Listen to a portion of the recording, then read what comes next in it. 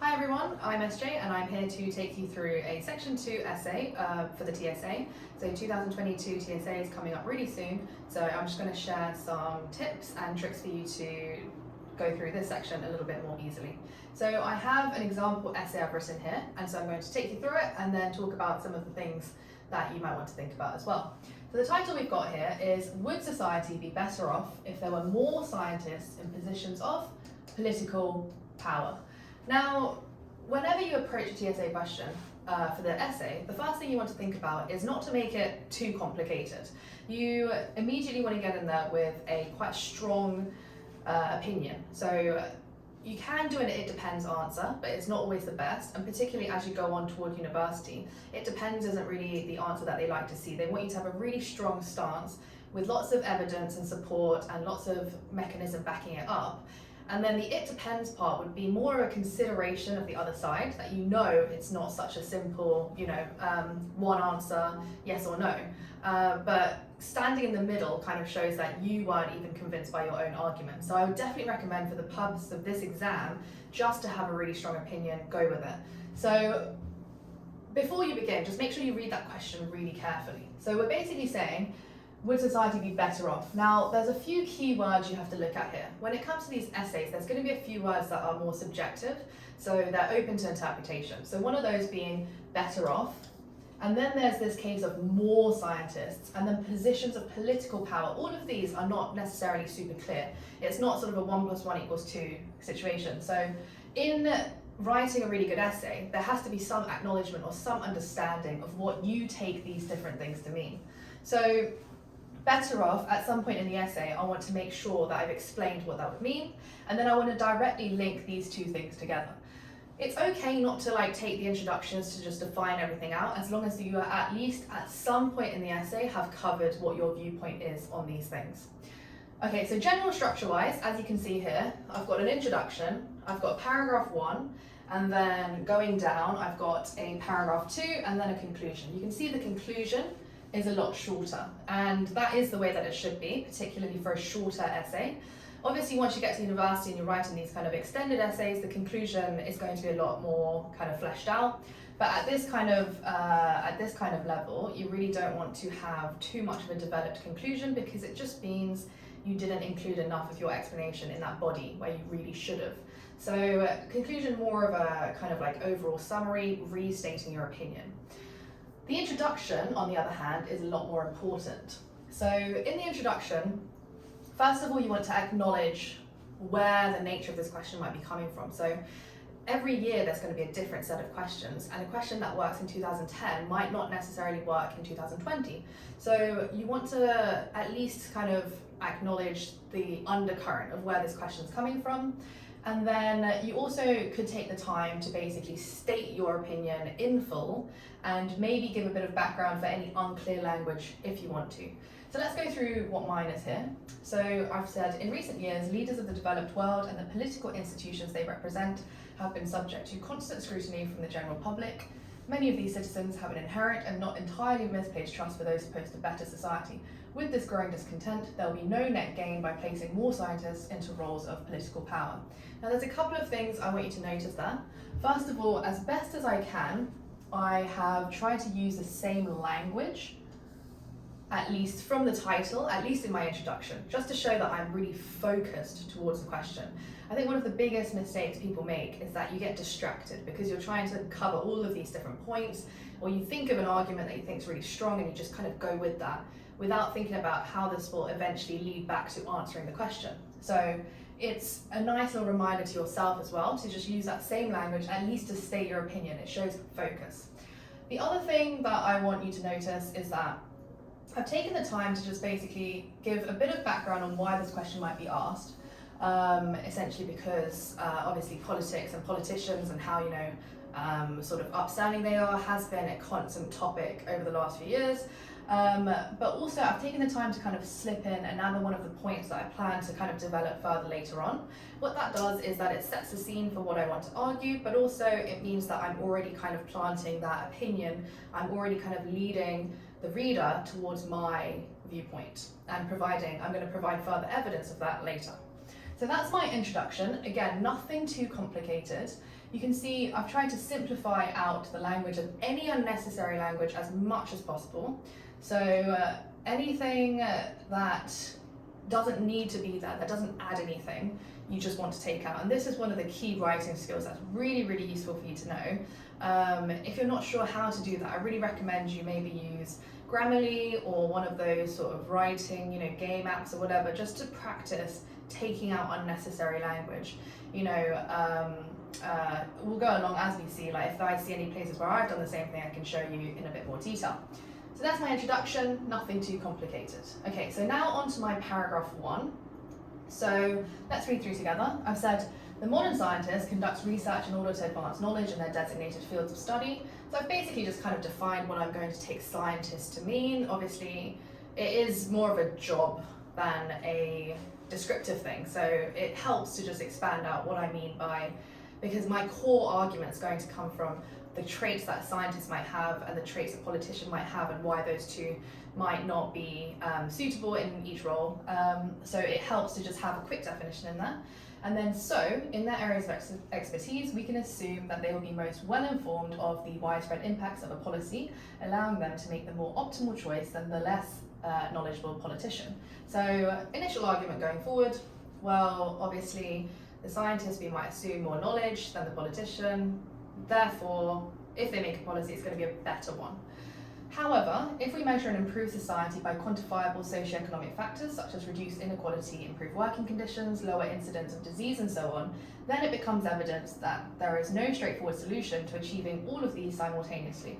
For instance, a scientist may choose to ban car use in cities, arguing that the pollution and subsequent externalities is too great a cost. The consequences would then be overcrowded public transport and falling demand for cars and those deriving employment from this industry. So I've used an example to make my point a bit clearer. So I'm basically saying there's always a trade-off. No matter what you do, can you necessarily do something that works for one group and then doesn't make anybody else worse off? Or is it always going to be an even spread positive impact on society? We can't guarantee that. So even if you know the impacts of a policy, who are scientists really to decide which policy should be implemented? They can only know the results of it, right? So then I go on to say, if society could experience all positive improvements at no cost, scientists are most aptly placed to lead people into a better world. This is not the case, so a politician's primary role falls to taking the evidence offered by researchers and deciding what difficult trade-offs must be made. As such, a politician should not be chosen purely for their wealth of knowledge.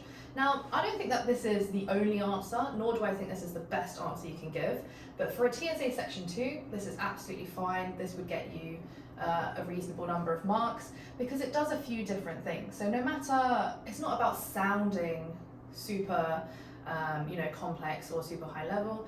The main thing is that you've clearly stated your point and you've actually expanded that. What we don't want is like 3 or 4 different points to make kind of one argument. So here, the only thing I'm arguing is that we can't have a positive effect on everybody when it comes to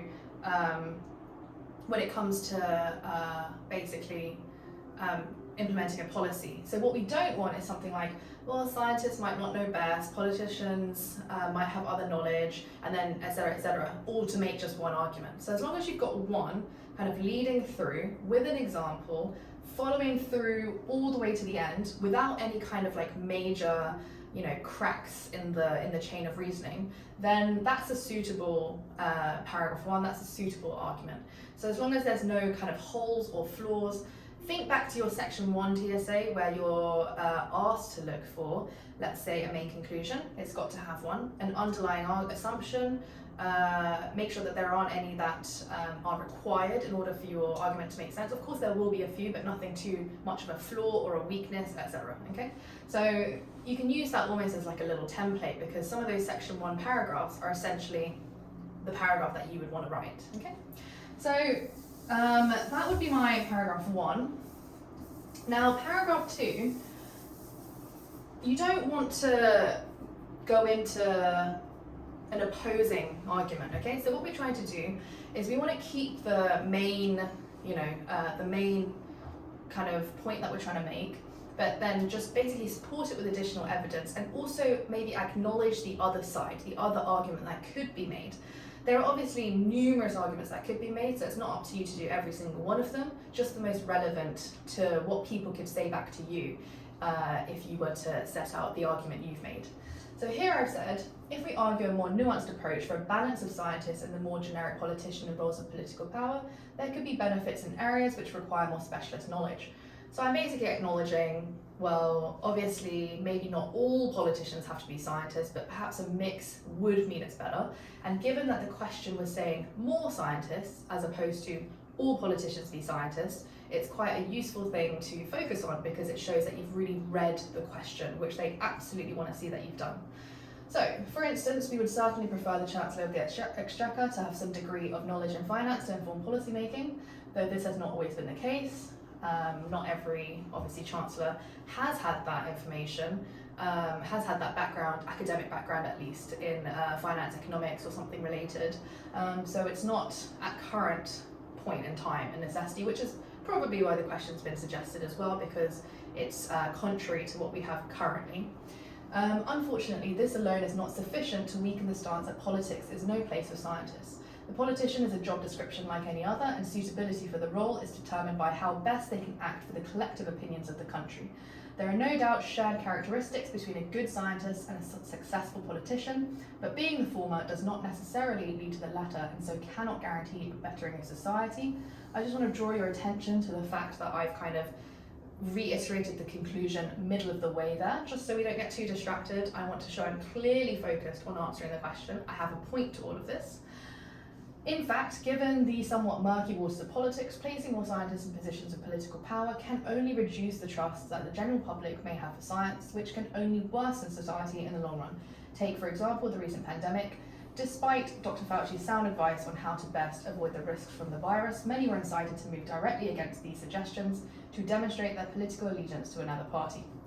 Again, it's all one argument. So I, for the first couple of sentences, acknowledge there could be room to argue against my point, and then basically go into the second strand of my argument. The first one was that whole trade-off thing. The second one being it's a career position, it's a role, and I'm further developing that by saying by just automatically by being in that role, you are seen as a little bit more corrupt.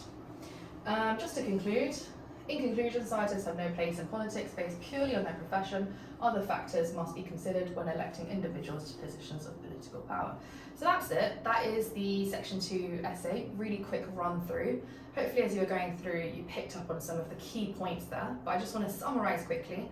Number one, focus on the question. Don't answer something else. Don't go into the best way to better society or what's wrong with society or what's bad about scientists or whatever it is. You purely answer the question. Second thing is to answer all parts of the question. It was specifying bettering society by more scientists in positions of political power. If you make a little mistake in the beginning and you misread that and then you're answering a slightly different question, I honestly would just start again. It's not worth the risk of being moved down a level just because you've been seen to not understand the question. So just scrap it, start again. Doesn't matter if it's shorter, as long as you've got two well-developed points.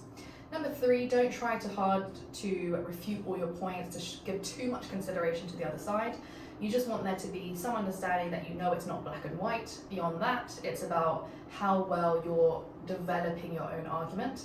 Number four, use lots of examples from things that you know, what you've learned at A-level, what you've read. Use that to kind of bolster your arguments, to show that it's not basically coming out of nowhere, okay? If you know a theory, or if you know a philosopher or a school of thought, or something particularly interesting and you're confident in it, use it. I haven't done that because I want to show you it's not necessary, but if you do, why not? It's only going to make it a stronger argument because it's not coming from, something that you've made up, essentially. And then five, just make sure that you are not making lots of mini arguments. You want one fully developed answer, focus on the question. So, I hope that was helpful. I do plan to write a couple more, or if you had any questions or specific essay titles you weren't sure about while you were practicing this, then please feel free to leave a comment and I will try to get back to you or do an example of it when I can. I hope that was helpful. Thanks so much for watching and I will see you in the next video.